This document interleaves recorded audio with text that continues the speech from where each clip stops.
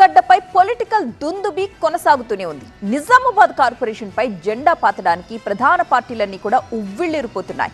Please గెలిపించండి అంటూ అగ్రనేతలే గల్లీ గల్లీ తిరుగుతున్న పరిస్థితి. మరి ఈసారి నిజామాబాద్ గడ్డపై తొడకొట్టేదెవరు? అత్యధిక వార్డుల్లో జెండా ఎగరేసేదెవరు?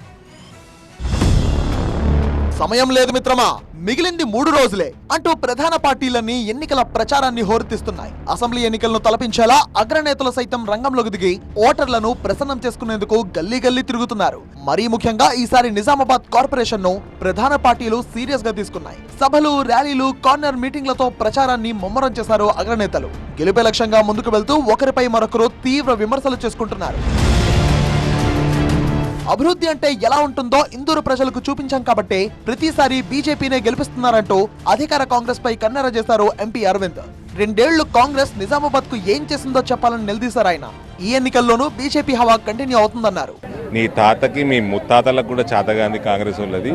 పసుపు బోర్డు తీసుకొచ్చి పెట్టినాము. 4,000 రూపాయలకు అమ్ముతున్న పసుపుని ఇలా 16,000లకు అమ్ముతున్నాము రైతులు. ఆ రైతుల ఆశీర్వాదంతో గెలుస్తున్నాం మేము. నీ తులం బంగారం ఏమాయి, నీ 4,000 పెన్షన్ ఏమాయి, నీ రైతు రుణమాఫీ ఏమాయి, నీ రైతు భరోసా ఏమాయి, నీ ఎలక్ట్రిక్ స్కూటీలు ఏమాయి, ఆడపిల్లలకి 18 సంవత్సరాలు దాటి చదువుకునే ఆడపిల్లలకు ఎవరు చదువుకుంటలేరా? నీ స్కాలర్షిప్లు బీసీ ఎస్సీలు ఎస్టీలకు ఏమాయి? మొత్తం అవినీతి చేయడం తప్ప, నిలువు దోపిడీ, బహిరంగ దోపిడీ తప్ప ఇంకేమీ ఉండదండి. ఇది అర్థమైతేనే ఉంది స్పష్టంగా. మేమేం చేశామో ప్రజలకు తెలుసు. తెలంగాణ నుంచి గెలిచిన 8 బీజేపీ ఎంపీలు రాష్ట్రానికి ఏం తెచ్చారో చూపించాలన్నారు సీఎం రేవంత్ రెడ్డి. అన్ని రాష్ట్రాలకు నిధులిస్తూ అభివృద్ధి చేసుకుంటూ వెళ్తున్న కాషాయ పార్టీ తెలంగాణకు ఏ మేర సాయపడిందో చెప్పాలన్నారు. బీఆర్ఎస్, బీజేపీ ఒక్కటేనని మరోసారి విరుచుకుపడ్డారు. అహ్మదాబాద్ లో మీరు నర్మదా నది రివర్ ఫ్రంట్ కట్టుకుంటారు, ఢిల్లీలో యమునా నది కట్టుకుంటారు, ఉత్తరప్రదేశ్ లో గంగా నది కట్టుకుంటారు.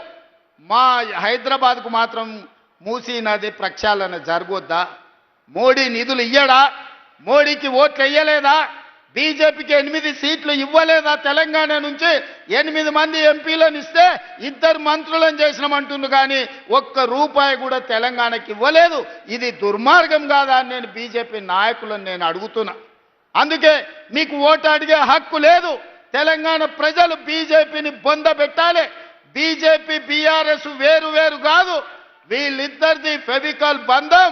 వీణ, వాణి అని 2 తలకాయలు కలిసి బాడీ వేరుంటుంది. ఆడపిల్లలు ఉన్నారు. బీజేపీ, బీఆర్ఎస్ బంధం కూడా విడదీయరాని ఫెవికల్ బంధం. ఇటు ఎంఐఎం పార్టీ అధినేత అసదుద్దీన్ కూడా నిజామాబాద్ లో తెగ ప్రచారం చేస్తున్నారు. వార్డు తిరుగుతూ ఎంఐఎం అభ్యర్థులను గెలిపించాలని కోరుతున్నారు. బీజేపీ, బీఆర్ఎస్ పార్టీలు చేయని అభివృద్ధిని తాము చేసి చూపిస్తామంటున్నారు.